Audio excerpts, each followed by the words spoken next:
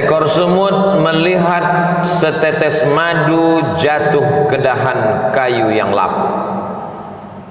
Dia mencium aromanya dari jauh. Kemudian dia mulai mendekat. Dia tahu ini harum semerbak. Lalu kemudian dia mulai mencicipi manisnya. Kurang puas, akhirnya lebih mendekat. Akhirnya madu yang kental menarik kakinya satu persatu. Lama-lama kepalanya, akhirnya seluruh badannya masuk ke dalam madu. Mati dalam keinginan hawa nafsu yang tak terbatas. Berawal dari keinginan mencicipi, berakhir dengan kematian yang fatal. Semut-semut yang lain pun datang melakukan perbuatan yang sama, mencicipi, terjerumus, tenggelam, dan mati. Akhirnya puluhan semut mati dalam setetes madu. Kalau mati dalam setetes racun biasa, tapi mati dalam setetes madu merupakan tragedi yang luar biasa. Manusia diharapkan tidak seperti itu, maka dikatakan afala ta'qilun. Mengapa kamu tidak berakal? Afala tatafakkarun. Mengapa kamu tidak berpikir? Afala tatadzakkarun. Mengapa kamu tidak ingat? Fadzakir, ingatkan orang lain. Inna fa'ati dzikra, karena mengingatkan itu bermanfaat.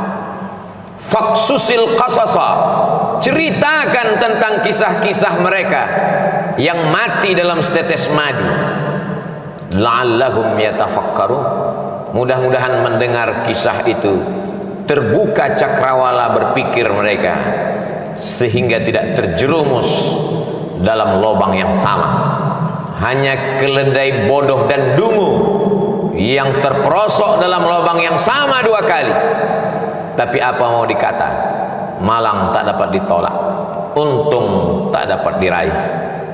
Kehidupan manusia, sejarah berulang, musim berganti, isi dunia itu ke itu saja. Dulu, ribuan tahun yang silam, ada seorang yang gagah perkasa, 400 tahun berkuasa di atas dunia, dari timur dan barat di bawah tapak kakinya. Sampai-sampai dia berkata, ailahun ghairi, adakah Tuhan selain aku? Dia tidak menantang Tuhan, tapi dia berkata, adakah Tuhan selain aku? Allah menghinakan dia dengan cara yang paling hina. Tiba-tiba kepalanya sakit luar biasa karena seekor nyamuk masuk ke dalam lubang hidungnya.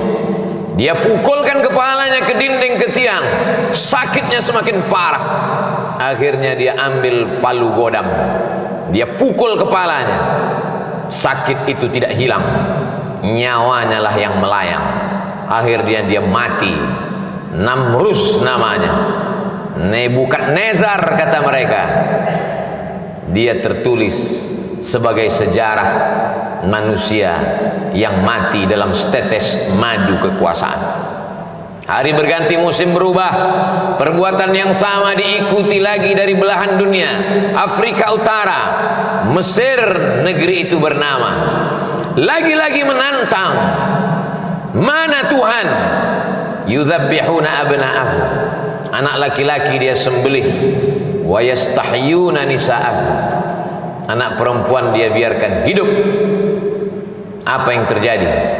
Akhirnya dia pun mati juga dalam setetes madu kekuasaan. Fir'aun, dia berkata, hari berganti, musim berubah, manusia tak mengambil pelajaran. Itu juga yang terjadi. Sesungguhnya memang layak dia disebut sebagai manusia.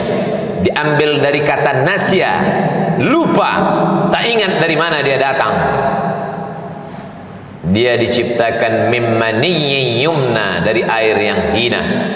Setelah itu dia tegak merangkak, lemah, pandangan matanya sejengkal, kakinya bergetar, merangkak dia jatuh, tegak dia sempoyongan.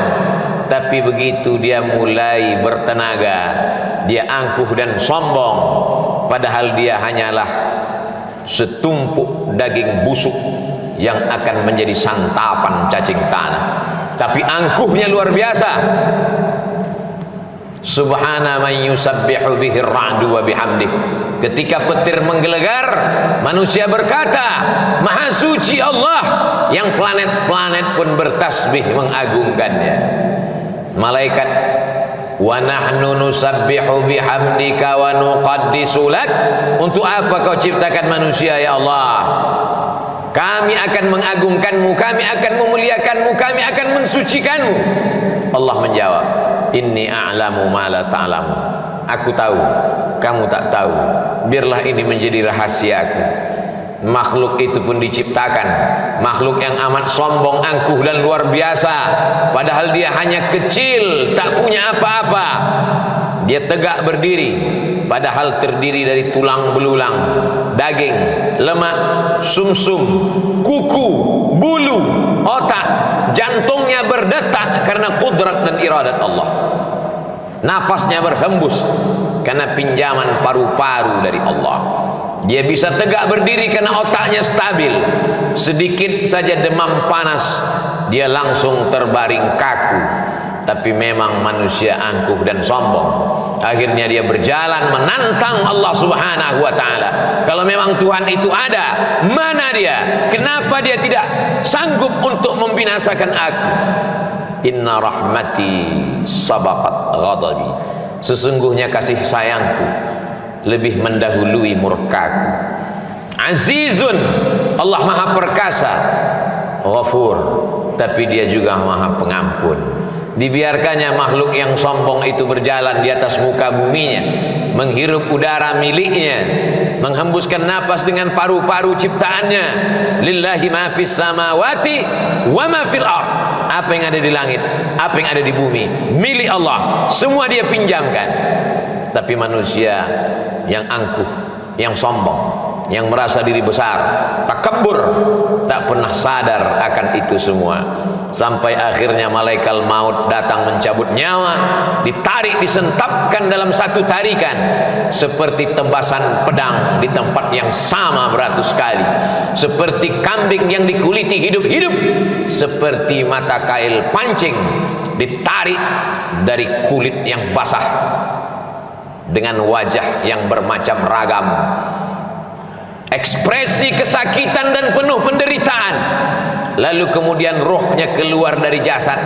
Semua malaikat-malaikat mencium bau busuk. Mereka bertanya, siapa dia? Dia adalah fulan, anak fulan, anak fulan. Ibunya menyesal melahirkannya, ayahnya menyesal menjadi ayahnya, datuk nenek moyangnya disebut namanya. Apa mau dikata? Penyesalan tak lagi bermakna. La tufattahu lahum abwabus sama, pintu-pintu langit tak dibukakan menerima rohnya, sampai Allah berkata, tuliskan dia menjadi penghuni sijjin, tempat orang-orang yang durhaka kepada Allah Subhanahu wa ta'ala. Hidupnya singkat, baina sittina wa sab'in, antara 60 tahun 70 tahun, tapi penderitaannya luar biasa. Di alam barzakh 100 tahun, 1000 tahun, sampai malaikat meniupkan sangkakala. Lalu kemudian hari kiamat, barulah kemudian dia bangkit lepas dari azab kubur. An-naru yu'raduna 'alaiha ghuduwwan wa 'ashiyya. Azab neraka ditampakkan di depan biji matanya pagi, petang, siang dan malam. Itulah mengapa orang beriman diminta sebelum salam berkata, Allahumma inni a'udzubika min azabi jahannam wa min azabil qabr. Jauhkan aku dari azab neraka jahanam, jauhkan aku dari azab kubur. Penderitaan demi penderitaan terus datang silih berganti. Orang yang tak tahu berkata, kita antarkan dia ke tempat peristirahatan, padahal azab kubur, azab yang pertama, disusul dengan azab mahsyar, disusul dengan titian siratal mustaqim, puncaknya adalah neraka jahanam. ketika dia dimasukkan, lalu kemudian malaikat-malaikat bertanya kepada mereka, alam ya'tikum rusulun, apakah belum datang rasul? Sudah datang rasul, sudah datang wali-wali Allah, sudah datang pewaris para nabi, tapi kami tak pernah mau mendengar. Lau kunna nasma'u, andai kami mau mendengar, au naqilu, andai kami mau berpikir sedetik saja, pasti kami akan selamat. Fasuhqan li ashabis sa'ir. Apa mau dikata, tulisan sudah ditetapkan. Ketika mereka melihat neraka jahanam menyala, pekikan teriakan azab terdengar di ujung telinga, mereka pun berkata, Rabbana, ya Allah, absarna, biji mata kami sudah melihat azab, wasami'na, telinga kami sudah mendengar azab, farji'na, kembalikan lagi kami ke dunia, na'mal salihah, kami ingin beramal saleh, inna muqinun, kami yakin seyakin-yakinnya. Tapi penyesalan, air mata darah menetes dari kelopak mata, tak dapat merubah keadaan.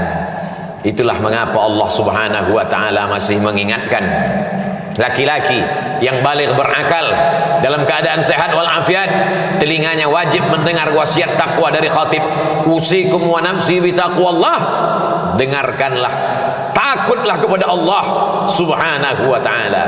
Andai kaki pernah melangkah ke masjid, andai tangan pernah mengusap kepala anak yatim, andai akal pikiran pernah berpikir bagaimana menolong rumah Allah, bagaimana menolong agama Allah, bagaimana menolong yatim, fakir, miskin, du'afa, hamba Allah yang teraniaya, andai mata pernah menetes di tengah malam, ainani, dua biji mata, la yamassuhuman nar, yang tidak terkena jilatan api neraka, ainun bakat min khasyatillah, andai pernah terbangun di tengah malam lalu berkata, Rabbana zalamna anfusana wa illam taghfir lana wa tarhamna lanakunanna minal khasirin, andai lidah pernah berkata subhanallah wa bihamdihi subhanallahil azim, andai lidah pernah berkata Allahumma salli ala sayyidina Muhammad wa ala ali sayyidina Muhammad, andai lidah pernah berkata afdaluz zikri fa'lam annahu la ilaha illallah,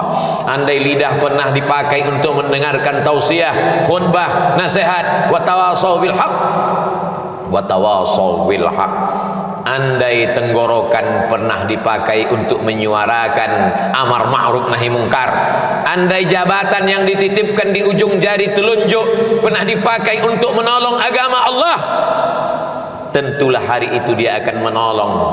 Andai pernah dipakai untuk mewakafkan kitab Allah, Iqra'ul Quran, bacalah Al-Quran, fa innahu ya'ti yaumal qiyamah, dia akan datang pada hari kiamat, syafi'an li ashabi, memberikan syafaat pertolongan kepada orang-orang yang pernah membacanya, mewakafkannya, memberikan jabatannya, hartanya, kuasanya, suaranya, ilmunya untuk mencerahkan hamba Allah di atas muka bumi Allah, menolong agama Allah. Tapi tak satu pun dari anggota tubuh itu dapat menolong. Maka dikatakan dalam doa Nabi, mat'na bi asma'ina wa absarina wa quwwatina, jadikan pendengaran kami, pandangan mata kami, tenaga yang kau titipkan pada tubuh kami menjadi nikmat. Jangan jadikan dia sebagai azab ya Allah. Sakit bukan azab, karena sakit boleh jadi menghapuskan segala silap salah dan dosa. Susah bukan azab, boleh jadi kesusahan membuat orang taubat, kembali ke pangkal jalan, mengenal Allah Subhanahu wa ta'ala. Azab adalah ketika badan sehat tapi tidak ingat untuk beribadah. Azab adalah ketika harta banyak tapi tak pernah terpikir untuk menolong agama Allah. Azab adalah ketika kekuasaan ada di ujung tangan tapi tak pernah dipakai untuk menegakkan agama Allah. Itulah azab di atas azab, karena dia akan ditanya di soal, la tus'alunna yauma idzin 'anil na'im faman ya'mal mithqala dzarratin khairan yarah. Sebesar ujung tombak, sebesar ujung mata pisau, sebesar ujung rambut, sebesar tapak kaki semut yang hitam di atas batu yang legam di tengah malam akan dituntut di hadapan Allah Subhanahu wa ta'ala. Siapa yang membela saat itu? Yauma yafirrul mar'u min akhihi saudara kandung pun akan lari.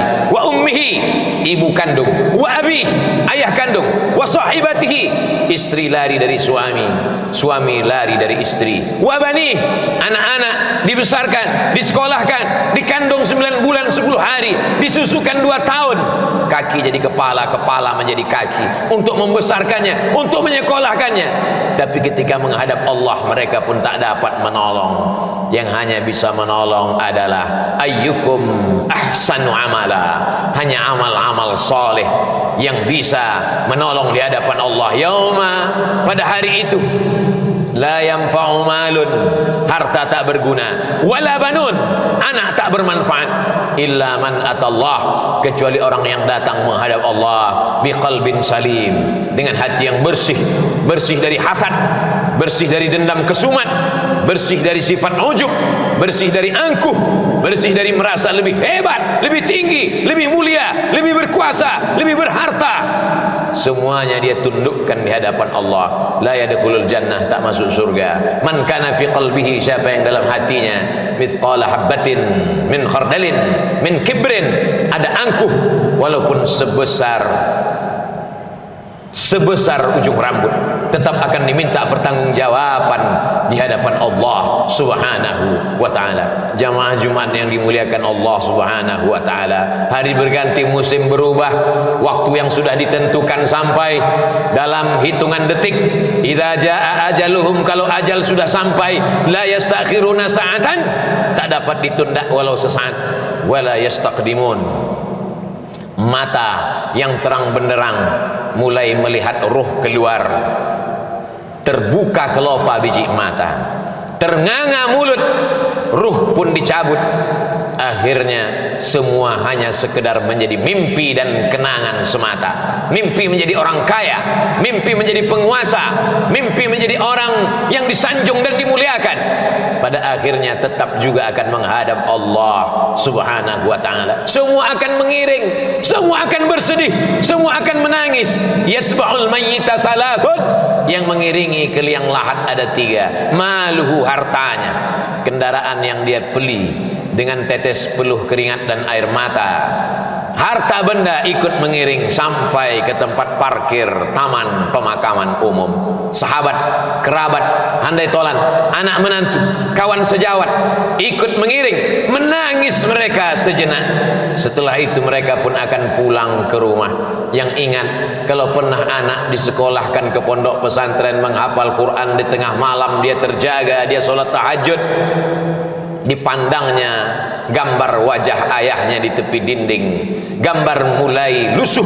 Di saat itu dia pun mengangkat tangan dan berkata, Rabbil firli wali walidayya warhamhuma kama rabbayani shaghira.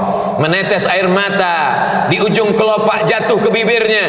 Sayup-sayup dia berkata, Allahumma ja'al qabrahu raudhatan min riyadil jinan, jadikanlah kubur ayahku salah satu dari taman-taman surgamu ya Allah. La taj'al qabrahu hufratan min hufarin niran, jangan jadikan kubur ibuku salah satu dari lubang nerakamu ya Allah.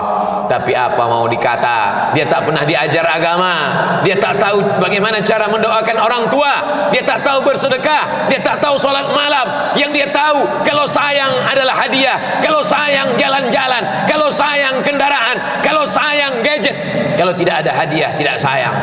Sayang kita membinasakan mereka, sayang kita menjerumuskan mereka. Mestinya kita berkata, Rabbi habli minas salihin, silakan hidup dengan cara apapun, isma syi'ta fa innaka mayyit. Tapi ingat, pada akhirnya kau akan mati, kau akan digiring ke liang lahat, kau akan dibalut dengan kain kafan, kau akan ditinggalkan, hidungmu akan menempel dengan dinding liang kubur yang tidak bersemen apalagi berkeramik. Kau akan ditimbun, kuburmu akan diinjak, dipadatkan. Mereka semua akan pulang ke rumah, rumah yang kau bangun bagaikan istana, kendaraan yang mahal, keluarga. Mereka semua akan berebut harta warisan. Datang sendiri, kembali pun sendiri menghadap Allah Subhanahu wa ta'ala. Barakallahu li